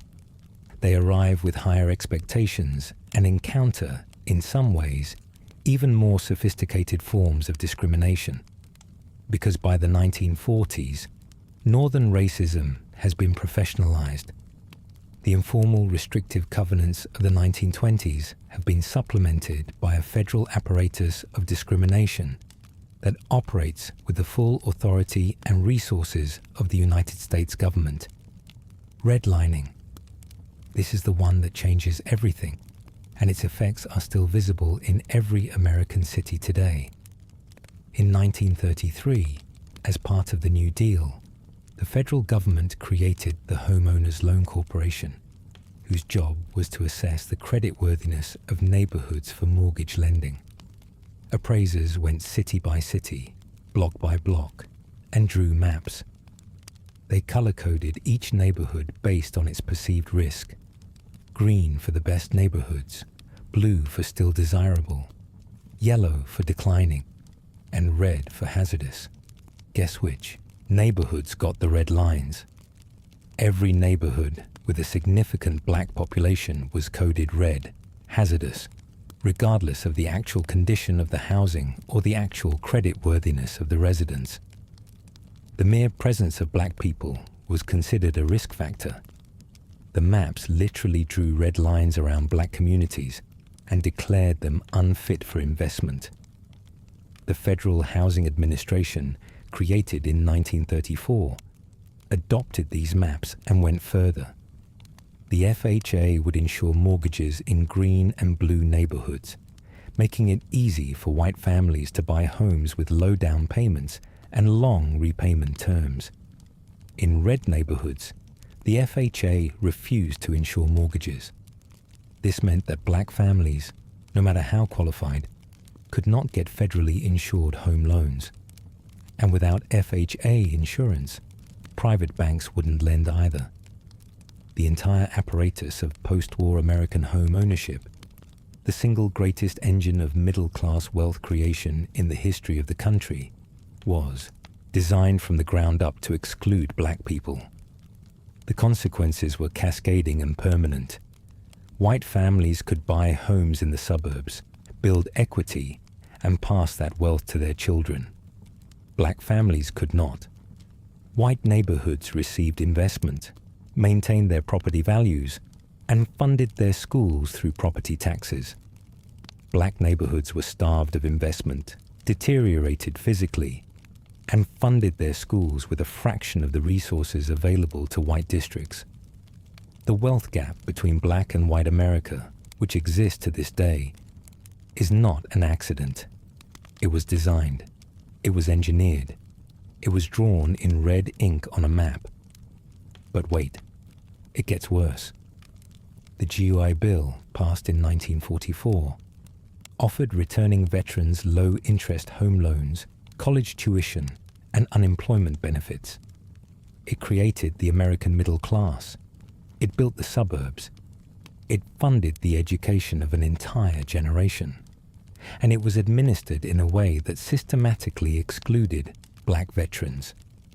Of the 67,000 mortgages insured by the GI Bill in the New York and northern New Jersey suburbs, fewer than 100 went to non-white borrowers.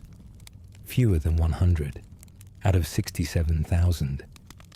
Black veterans who had fought and bled for their country came home to a system that rewarded their white comrades with houses and educations and told them, in effect, "Thank you for your service. Now go back to the kitchenette." The rage this produced is hard to overstate. Imagine you've served in the Pacific or in Europe. You've watched friends die. You've earned your uniform and your medals and your right to call yourself a veteran. You come home to Chicago or Detroit or Philadelphia, and you find that the GI Bill, which is supposed to set you up for life, doesn't apply to you in any practical sense. You can't buy a house in the suburbs because the FHA won't insure your mortgage. You can't attend the college of your choice because the white universities have quotas. You can't get the loan that will help you start a business because the bank won't lend in your neighborhood. You fought fascism abroad, and you've come home to something that looks a lot like fascism's cousin. This is the world that the second wave of Great Migration families walks into. And if the first wave had the excuse of naivete, the second wave has no such comfort. They know what they're getting into. They've heard the stories. They've read the articles. They know that the North is no paradise. They come anyway because the South is still worse, and because the human capacity for hope is apparently inexhaustible, even when the evidence argues against it. Let's talk about blockbusting. Because if redlining was the lock, blockbusting was the con. Here's how it worked. A real estate speculator would buy one house on a white block adjacent to the Black Belt, sell or rent it to a black family, then go door to door warning every white family that the neighborhood was changing, that property values were about to plummet, that they'd better sell now. The white families, panicked, would sell at below market prices. The speculator would buy their houses cheap and sell them to black families at massively inflated prices. But here's the cruelest part. Because the FHA wouldn't insure mortgages in neighborhoods that were transitioning, and because banks followed the FHA's lead, the black families buying these houses couldn't get conventional loans. Instead, they were forced to buy on installment contracts. These contracts were structured so that the buyer made monthly payments, often astronomically high, but the title to the house remained in the seller's name until the entire balance was paid off. Miss a single payment, and you lost everything. Not just the house. Every payment you'd ever made. No equity, no refund, no recourse. Black families on contract paid, on average, far more for their homes than white families on conventional mortgages paid for comparable properties. And they had no security. One illness, one layoff, one unexpected expense, and years of payments vanished. The speculator got the house back and sold it again to the next desperate family. It was a machine for extracting wealth from black communities, and it operated in plain sight, with the tacit approval of banks, courts, and the federal government. The emotional cost of this system is almost impossible to quantify. You've worked 60-hour weeks in a factory. Your wife has cleaned white people's houses. Together, you've saved enough for a down payment on a house. A house. The American dream. The thing that was supposed to make all the sacrifice worth it. And now you discover that the house you've bought costs twice what it's worth, that your contract offers no protection, that the appraisers and the banks and the government have all conspired to make sure that you can never build the same kind of wealth that your white co-workers are building in the suburbs. You've done everything right. You've played by every rule. And the rules were rigged before you ever sat down at the table. And then, just when you think the system has exhausted its capacity for cruelty, along comes urban renewal. Starting in the late 1940s and accelerating through the 1950s and 1960s, the federal government funds massive programs to clear what it calls blight from American cities. In practice, blight is a synonym for black neighborhoods. The bulldozers come. Entire blocks are leveled. Homes, businesses, churches, barbershops, corner stores, every institution that a community has built over decades, all of it flattened. In their place, the government builds highways that slice through the heart of black neighborhoods, physically dividing communities that had been whole. Or it builds public housing projects, massive concrete towers that concentrate poverty and isolation in ways that the kitchenettes never managed.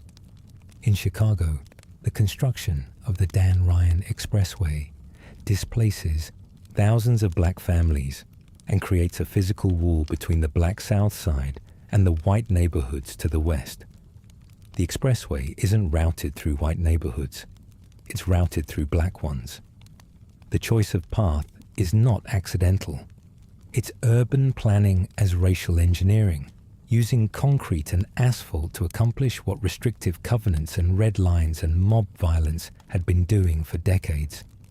Let's pause here and talk about what all of this does to a family. Not a community, not a statistic, a family. Your family. You left Mississippi with hope. That hope wasn't naive.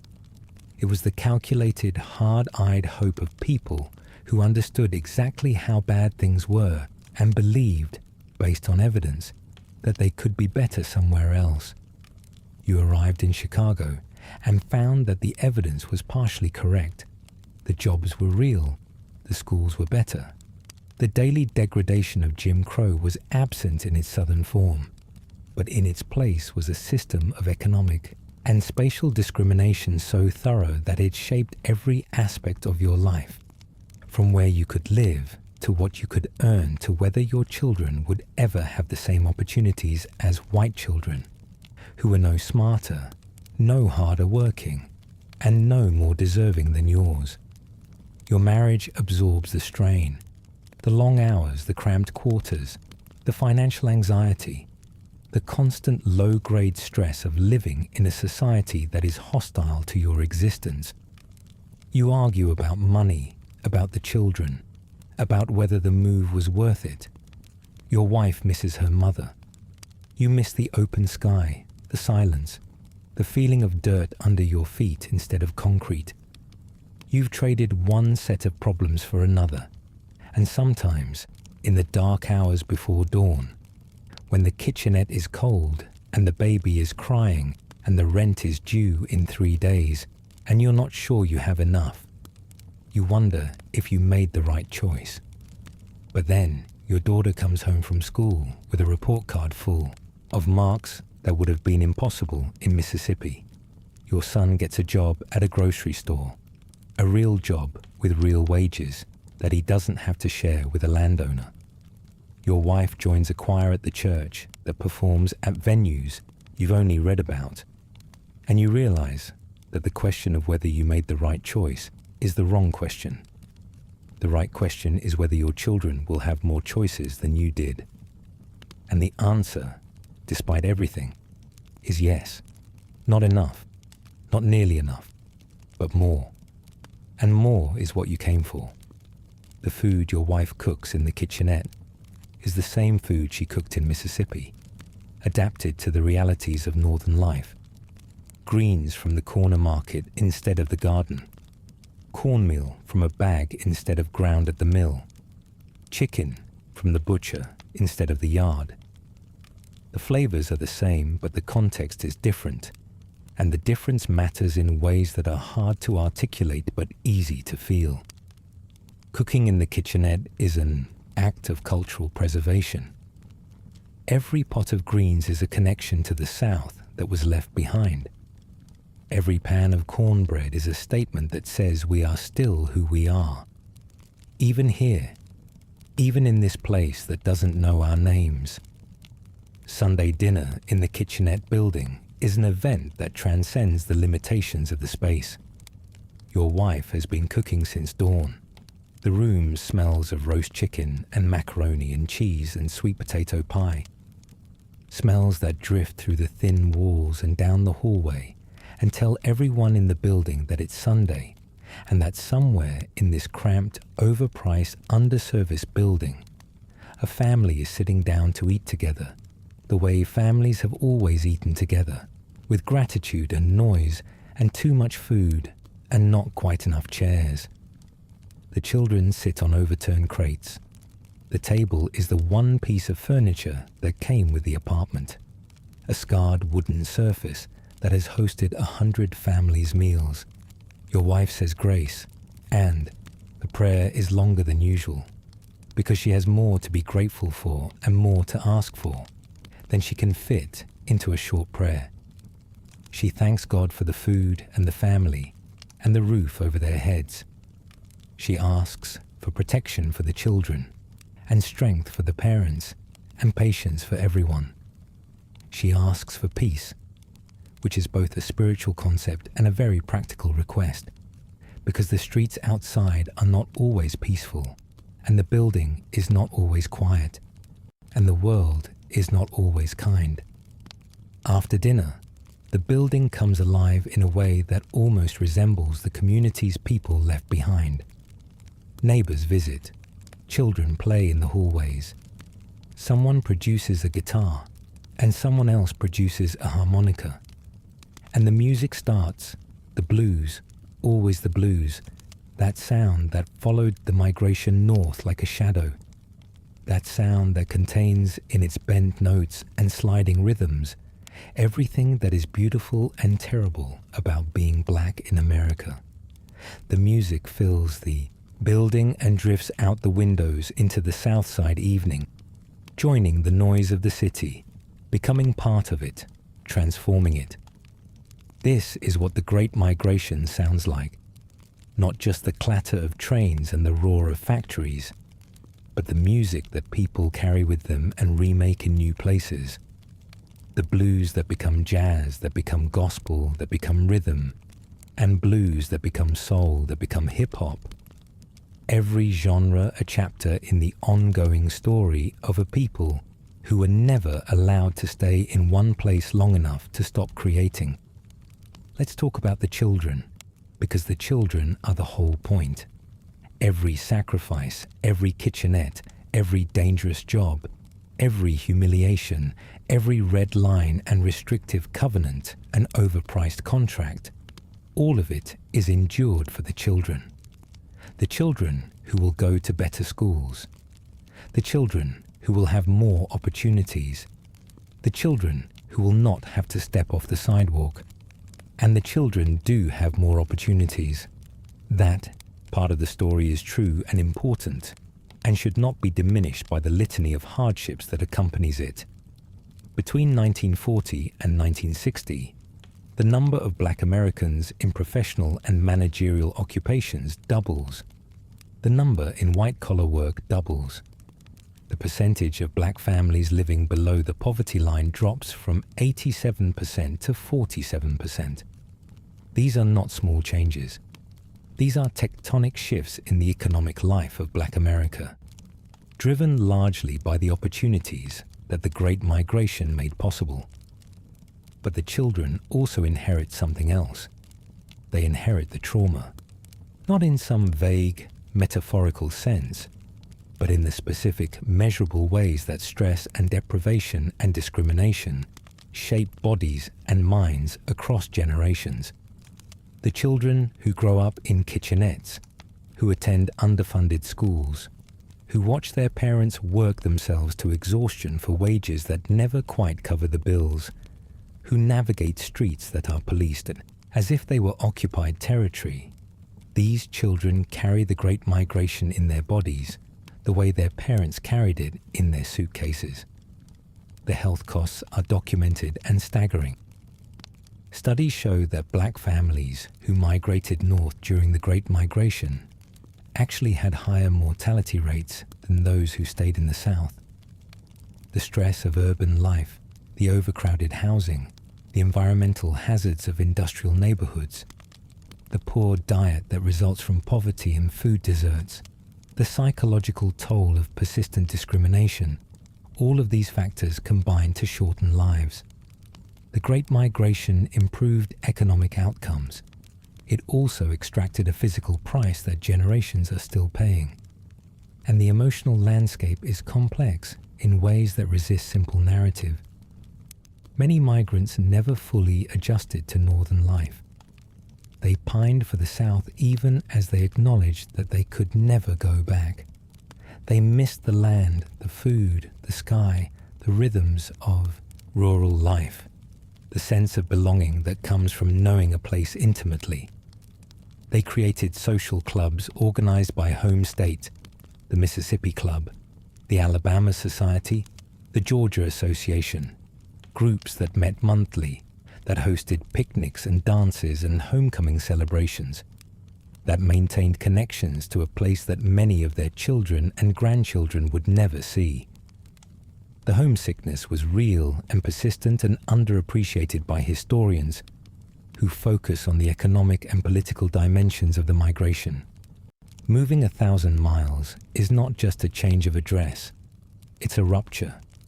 It's the severing of ties that have sustained your family for generations. The graves of your ancestors are in Mississippi. The church where you were baptized is in Mississippi. The particular shade of green that the cotton fields turn in late June. The sound of cicadas at dusk. The taste of well water cold from the ground. These sensory experiences cannot be replicated in a kitchenette on the south side of Chicago. and their absence leaves a hollow place in your life that no amount of economic improvement can fill. This is the great unspoken difficulty of the Great Migration. Not the poverty, not the discrimination, not the violence. All of those are real and devastating. But underneath them, sustaining them, making them harder to bear, is the grief. The grief of leaving home. The grief of being exiled from the only place you've ever loved, not by choice but by necessity. Not because the South rejected you, but because it threatened to kill you.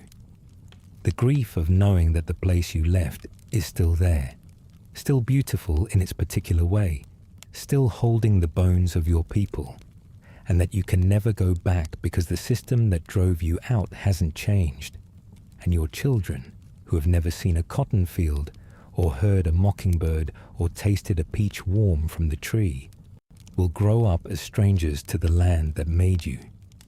Let's widen the lens, because Chicago is not the only city absorbing this tidal wave of black families, and every destination has its own particular flavor of difficulty.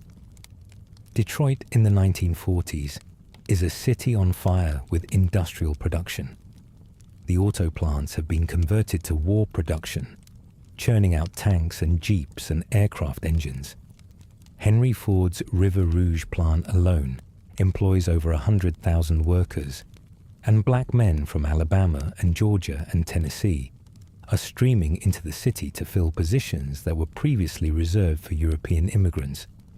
The work is hard, the hours are long, and the pay is genuinely transformative. A black man on the assembly line in Detroit can make more in a week than his father made in a month of sharecropping. But housing in Detroit follows the same grim pattern as Chicago. Black residents are confined to a few overcrowded neighborhoods, primarily Paradise Valley on the Near East Side and a section of the West Side known as Black Bottom. The names sound more charming than the reality. The housing stock is old, poorly maintained, and desperately insufficient for the population it serves. Multiple families share apartments. Boarders sleep in shifts. The same kitchenette dynamics play out here as in Chicago. The same subdivision of single-family units into multiple tiny rooms. The same inflated rents. The same predatory landlords. In 1942, the federal government builds the Sojourner Truth housing project in a predominantly white neighborhood to house black defense workers. White residents riot. They form mobs, burn crosses, and physically block black families from moving into the units they've been legally assigned. The police do little to stop them. The federal government eventually backs down and opens the project to the black families under armed guard. But the message is clear. Even when the government itself tries to house black workers, white resistance can override both law and policy. The 1943 Detroit race riot kills 34 people, 25 of them black. Federal troops occupy the city. The riot follows the now familiar pattern. White mobs attack black neighborhoods. Black residents fight back. The police, in many documented instances, side with the white rioters. Afterward, the city does what cities always do after racial violence. It appoints a commission. The commission issues a report. The report identifies racism as the root cause. Nothing fundamental changes. In Harlem, the story has its own texture. New York City's black population grows from 90,000 in 1910 to over 300,000 by 1930, and much of that growth is concentrated in Harlem, which transforms from a white middle-class neighborhood into the cultural capital of Black America. The Harlem Renaissance, that explosion of art, literature, music, and intellectual life that gives the world Langston Hughes and Zora Neale Hurston and Duke Ellington and Countee Cullen and Claude McKay, is inseparable from the Great Migration. These Artists are either migrants themselves or the children of migrants, and their work draws its energy from the collision between southern roots and northern possibility. But Harlem is also a place of grinding poverty. By the 1930s, the same overcrowding and predatory landlording that plagues Chicago's South Side has turned much of Harlem into a slum. The brownstones are beautiful, the legacy of Harlem's earlier prosperity, but they're now packed with families paying rents they can barely afford for apartments deteriorating faster than landlords will repair them. Tuberculosis rates in Harlem are 5 times the city average. Infant mortality is double. And in every city, in every neighborhood, the same fundamental dynamic plays out. Black families arrive seeking a better life. They find better jobs and better schools, and freedom from the most overt forms of Southern brutality. But they also find a system of Northern discrimination that is, in some ways, more insidious than Jim Crow, because it operates without signs and without laws, through markets and policies and customs that are invisible to anyone who isn't trapped by them. Let's return to the personal, because the personal is where this story lives. It's 1955 now, and your family has been in Chicago for over 30 years. You're older. Your back aches from decades of factory work. Your wife's hands are rough from decades of other people's laundry. But your children have done things that would have been impossible in Mississippi. Your eldest son graduated from high school and has a job as a postal worker, a civil service position with a pension and benefits, the kind of job that represents genuine middle-class stability. Your daughter is a teacher. She teaches in the same underfunded black schools that she attended, and she does it with a ferocity that comes from understanding firsthand what education means when you almost didn't get one. Your youngest is at the kitchen table right now, doing homework, reading about American history from a textbook that mentions nothing about the journey your family took to get here. You've moved out of the kitchenette. Not far. Not to the suburbs, because the suburbs are still a locked room, but to a larger apartment, a 2-bedroom with its own bathroom, in a building that's cleaner and quieter than the first one. Your wife has curtains she chose herself and a kitchen with a real stove.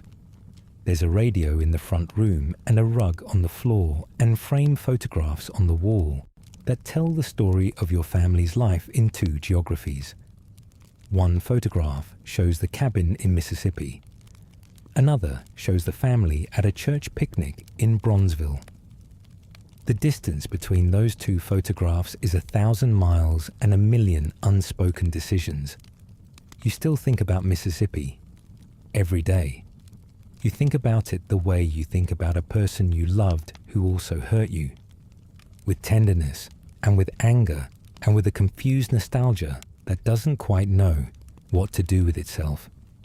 You've gone back twice, once for your mother's funeral and once for a reunion at the church where you were baptized. Both times, the land hit you like a physical force, the flatness of the delta stretching out in every direction like the ocean made of dirt, the sound of the wind in the cotton, the heat that wraps around you like a blanket. You stood in the churchyard and looked at the headstones and felt something tighten in your chest that you couldn't name and couldn't release. Your wife cried both times, not in Mississippi, on the train home. She cried quietly, the way she does everything. And when you asked what was wrong, she said nothing was wrong, which meant everything was wrong, and she didn't have the words for it. She was mourning a place she couldn't live in and couldn't stop loving, and the impossibility of that situation was, and remains, one of the cruelest aspects of the Great Migration. The Promised Land gave your family more than the Delta ever could. It gave your children futures that the Delta had foreclosed. It gave you wages and dignity and the right to vote and the ability to walk down a street without performing a role that degraded you.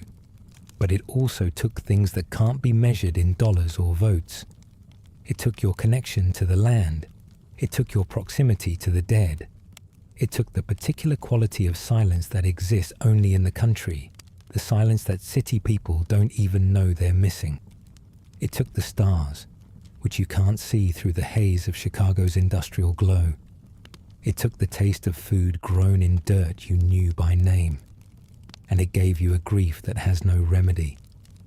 Not the grief of loss exactly, because the South is still there. The grief of exile, of having to leave a place not because you stopped loving it, but because it refused to love you back. By 1970, the Great Migration is winding down. The civil rights movement has begun to change the legal landscape of the South. The most overt forms of Jim Crow are being dismantled. Voting rights are being restored. A new generation of Black Americans, many of them the children and grandchildren of migrants, begins to consider something that their parents never imagined: going back. The reverse migration, the movement of Black Americans from the North and West back to the South, begins slowly in the 1970s and accelerates through the turn of the century. It's driven by lower cost of living, family ties, job opportunities in the New South, and something harder to define: a pull, a homing instinct. The feeling that the roots planted in northern soil never quite took hold, and that somewhere in the South there's a place that feels more like home than the apartment in Chicago ever did. But the reverse migration doesn't undo the damage. The wealth gap created by redlining and housing discrimination persists. The educational disparities created by segregated and underfunded schools persist. The health outcomes shaped by decades of overcrowding and industrial exposure persist. The Great Migration moved 6 million people, but the systems of discrimination that made it necessary were not dismantled by the movement itself. They were merely relocated, transformed, and, in some cases, strengthened. The legacy of the Great Migration is written into the physical landscape of every major American city. The South Side of Chicago, Harlem, Detroit's East Side, North Philadelphia, Watts and Compton and Oakland. The red line maps of the 1930s predict, with eerie accuracy, the racial and economic geography of American cities today. The neighborhoods starved of investment 3 generations ago are still starved today. The wealth denied to Black families through predatory lending and restrictive covenants is still missing from Black family balance sheets. The Great Migration ended half a century ago. Its consequences have not. So tonight, as you settle deeper into your pillow and let the weight of the world grow lighter with each breath, consider what 6 million people carried with them when they boarded those trains. Not just suitcases and children and jars of preserves and Bibles and photographs. They carried the accumulated weight of generations of bondage and exploitation. They carried the knowledge that the country they lived in had never kept its promises to them. They carried the hope, against all evidence, that somewhere, somehow, things could be better. And they carried the grief of leaving behind everything they loved in order to find a life that was merely possible. They didn't find paradise. They found jobs and schools and the right to vote, and 1,000 new forms of discrimination that were more subtle than Jim Crow, but no less damaging. They found kitchenettes and red lines and restrictive covenants and race riots and predatory contracts and urban renewal bulldozers and police who treated them like an occupying army. They found all of this and they survived it. They built communities and churches and businesses and a cultural tradition that transformed American music, art, literature, and politics forever. They survived it because that is what Black Americans have always done. Not passively, not quietly, not without cost. but with a resilience that should be celebrated not as some abstract quality, but as the concrete, daily, exhausting practice of refusing to be destroyed by a system that was designed to do exactly that. Every family that made the journey, whether they ended up in a kitchenette on the south side or a brownstone in Harlem or a bungalow in Watts, was performing an act of faith. Faith that the next generation would have it better. Faith that the sacrifice would be worth it. Faith that the promised land, if it didn't exist yet, could be built, one family at a time, one neighborhood at a time, one child at a time. And that faith, tested and battered and sometimes broken but never extinguished, is the heart of the Great Migration story. Not the trains, not the factories, not the statistics, the faith, the stubborn, irrational, necessary faith that moving your family 1,000 miles into the unknown is better than staying in a place that has made it clear you don't matter. The faith that your children will thank you. The faith that one day someone will tell this story and someone else will listen, and the magnitude of what was endured and what was built will finally be understood. So whisper a quiet thank you tonight to the 6 million who made the journey, the mothers who packed the suitcases and fried the chicken for the train, the fathers who worked the killing floor and the blast furnace and the dock and the assembly line, the children who learned new accents and new cities and new ways of being, the grandparents who stayed behind and waited for letters and prayed for phone calls and died in the places they couldn't leave. They moved so that their children could be still. They endured so that their grandchildren might simply live. They carried the South in their music and their cooking and their prayers, and they planted it in northern soil. And what grew there was complicated and painful and beautiful and entirely their own. Close your eyes now. Let the sound of the train fade. Let the noise of the city soften to a hum. Rest the way they couldn't rest, in a home that is yours, in a country that is still learning to keep its promises. Sleep well, and remember them, all 6 million of them, every single one.